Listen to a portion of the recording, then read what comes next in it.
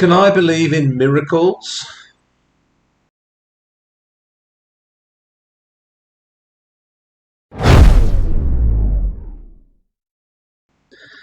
My reason for addressing this issue today is that I realise that I have a strong personal bias against the idea of miracles, against the idea of all kinds of supernatural events. There are various reasons for this.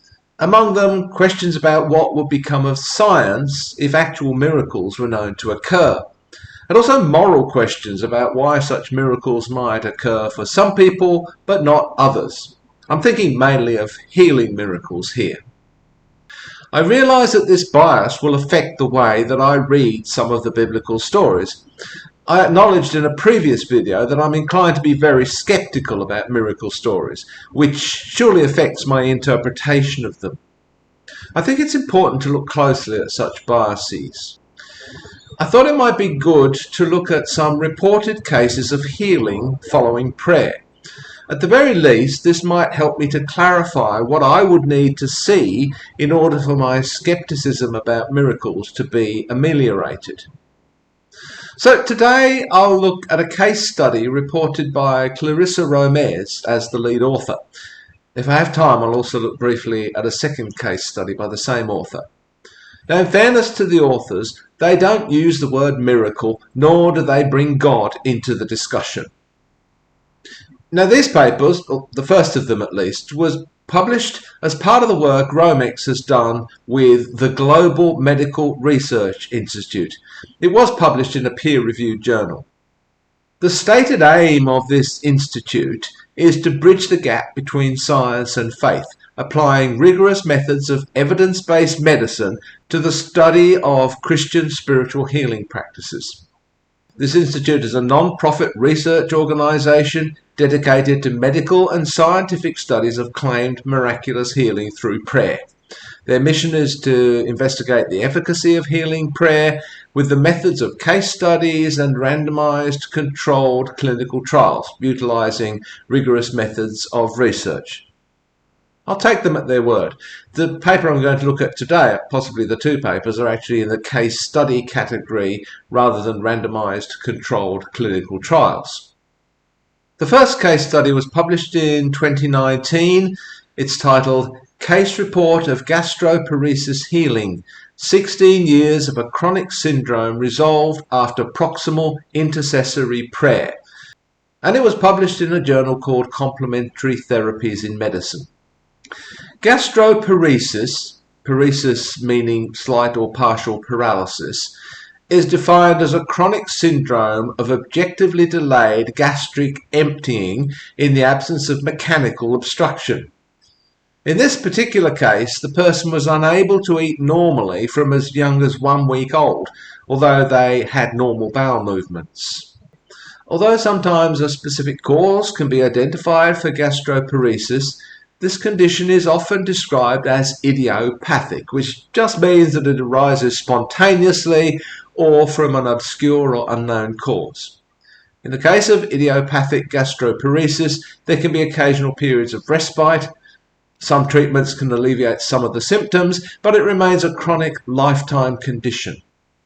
This first case study examines proximal intercessory prayer, PIP, as an intervention to resolve symptoms related to gastroparesis. PIP is distinguished from DIP, distant intercessory prayer. I'll just refer to it as prayer from this point onwards. This kind of prayer is direct contact prayer in a session typically lasting less than 15 minutes. It usually involves touching, the laying on of hands on the recipient, sometimes embracing or hugging them. The subject in this case study was a 23-year-old white American male with a history of idiopathic gastroparesis. This condition affected him from 1 week of age. At 2 weeks of age, he was diagnosed with pyloric stenosis, which is a condition in which a muscular valve between the stomach and the small intestine thickens and becomes abnormally large, blocking food from reaching the small intestine. This was treated surgically. Some weeks later, he was found to suffer from significant gastroesophageal reflux and also a hypermotile stomach, meaning that the stomach had abnormally slow movement and was unable to move food effectively through the digestive tract. Subsequently, and for 16 years, the subject was fed and hydrated via tubes inserted directly into the jejunum, which is the middle part of the small intestine. When he was diagnosed with severe gastroparesis at just a few weeks old, the doctors could identify no clear etiology, i.e. no specific cause for this condition. It appeared to be idiopathic, which basically means that it arose, so far as they could determine, spontaneously without any evident cause. Despite all this, he lived a relatively normal life, but was completely dependent on these feeding tubes for 16 years. The only interventions made were to treat symptoms of the disease and also to ensure adequate nutrition, not to cure the condition. It's usually a chronic condition for which there is no cure. This subject was raised in an actively Christian household, praying at home and attending church frequently. An interesting observation is that prior to this healing, the subject and his family were what is known as cessationists, i.e. they believed that miracles happen in biblical times but not in the present day, and this was apparently the belief maintained by the whole congregation. On the 26th of November in 2011, the family attended a Pentecostal church which in fact believed in continuing miracles and was led by a healing evangelist. When the evangelist recounted his own experience of healing, the subject, 16 years old at the time, reported feeling a pulsating sensation in his abdominal region. It felt as if God was preparing me, he said. After the service, the pastor and the family prayed for his healing. Halfway through the prayer, the boy recalls a shock starting from his right shoulder, going down in a diagonal line across his abdomen, and described it as a pulsating and electrical sensation. He also experienced some pain at the time, but despite this discomfort, they continued to pray for a little while longer. That night, after prayer, he ate a meal for the first time ever without any complications. At the time of the publication of this case study, some 6 years later, the patient has had no need to see the pediatric gastroenterologist or the surgeon or to take any medication, nor has he had any other health problems. The authors of the paper discuss the possibility of the placebo effect, but they dismiss this rather too quickly, I think. They report that expert gastroenterologists and pediatric surgeons who reviewed the case proposed that the healing might have occurred because prayer activated the autonomic nervous system. Okay, fair enough. The authors of the paper don't indicate whether they agree with this possibility, and what would it mean exactly, anyway, if true? I think the discussion section of the paper is really quite weak. They have very little to say, having stated the facts of the case, beyond statements such as there is no clear evidence contraindicating in-person prayer as an intervention, especially for seriously ill people. Okay, so there's no particular reason not to do it. Fair enough. They report, while the placebo effect cannot be completely ruled out, if there was a placebo effect, it is unclear how the symptoms were resolved, e.g. a mind-body effect as a result of faith in something else, such as the electric sensation, and or the story faith shared by the evangelist, and or the proximal intercessory prayer experience. I would add, or something else. So what do I think about this? Well, I have no reason to doubt any of the information presented in this case study. This was a child, then a young man, suffering from a chronic condition for which there is some treatment of symptoms but no known cure. He experienced an intervention in the form of prayer and was subsequently symptom-free. Certainly a fascinating and puzzling case. I have no reason to doubt this course of events, let's take it at face value, but the prayer intervention itself is a bit of a black box. The subject enters the box with condition A and emerges from the box without condition A. Beyond that, unfortunately, we know practically nothing. I'm curious to know, and this case study offers no information on this, why the family suddenly decided to attend that different church on this occasion. We're told that they didn't believe in the occurrence of miracles in post-biblical times. I have no reason to question that. What then prompted this visit to a church which did believe in continued miracles, led by a pastor known to be a healer, who had in fact himself, and I didn't mention this earlier, had his own life spared when his intestines were severed in a serious accident after a massive truck fell on his abdomen? There must be some reason for this, for why they visited this church at this time. But there are a couple of more important issues to consider here. First of all, we have no idea what other events may have taken place in the subject's life at this point, within, say, the previous 24 hours or week of this prayerful intervention. I'm being facetious, but maybe he went for a stroll in the park earlier in the day and fed the ducks, and maybe that resulted in his healing. My point here is actually quite important. There's nothing in this study that pinpoints precisely when this healing occurred. We're told that, for the first time ever, the subject was able to eat a meal that night without difficulty. But prior to this occasion, when did he last try to do this? How do we know if he'd tried the night before or a week before that he would not have been able to eat? Surely he didn't try this very often. He tried it that night precisely because of what he had experienced that day. But, as far as I can tell, he didn't try it the day before or the day before that. In other words, we actually have no idea at all of the timing of his recovery. The greater the range of time within which whatever the change took place actually occurred, the less certain we are about the cause. And certainly, the less and less reason there is to connect his recovery with that particular prayer session. Secondly, as far as I can tell, apart from the symptoms themselves, there was no physical change that could be measured to confirm the change in the subject's condition. Or if there was something that could be objectively measured, this wasn't actually measured in close proximity to the prayer event, either before or after the event. And also, did the family seriously never pray for his healing prior to this?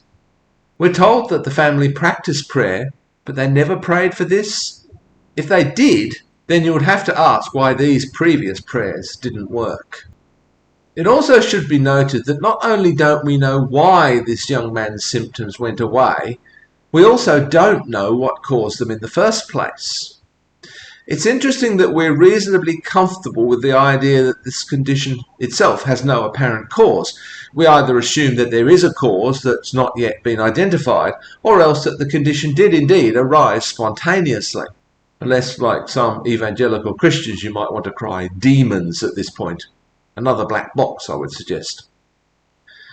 If these symptoms could arise idiopathically, is it far-fetched to think that they could have disappeared idiopathically too? I don't know what happened here. No one does. Certainly the subject had condition A, experienced an event, and then no longer had condition A. What happened in that black box remains completely unknown and open to speculation. But worse than this, we don't actually know that the apparent change took place in this particular black box at all. We don't know when the actual change took place. We do know that that night the subject was able to eat a meal for the first time, but we don't know whether he would have been able to do so the night before, had he attempted to do so. Maybe I'm missing something here, I don't know. I'll just mention briefly the second case study. I only had access to a pre-publication proof of this to look at, and I'm not actually sure that it was ever actually published, but the paper's dated 2020. This second case concerns an 18-year-old woman who lost the majority of her central vision due to juvenile macular degeneration over the course of a 3-month period in 1959. She was declared legally blind and remained so until 1972. She was actively involved in the church ministry and her husband was a pastor. She reports that in her Christian household there were family devotionals held at each meal with Bible reading and prayer. After completing some mobility training in May of 1972, the individual returned home, and in August of that year, one evening before going to bed, she regained her vision instantaneously after receiving prayer from her husband. This experience occurred after approximately 13 years of blindness. The first written documentation of her visual acuity after this incident was on a prescription pad note showing an improvement, a significant improvement in her visual acuity. And clearly there was some improvement as confirmed in subsequent tests, for instance in 2001 when she went for a formal eye examination to get some new glasses. Her eyesight has remained reasonably good since that event, apart from some natural effects of aging. I think we can dismiss immediately in this case the suggestion that this was any kind of hysterical blindness. There was clear evidence for macular disease, and this, subsequently, was clearly resolved. The placebo effect? Well, this doesn't seem likely in this case either, given the clear physical evidence of degeneration, and that's never been shown to respond to the placebo effect before. Malingering?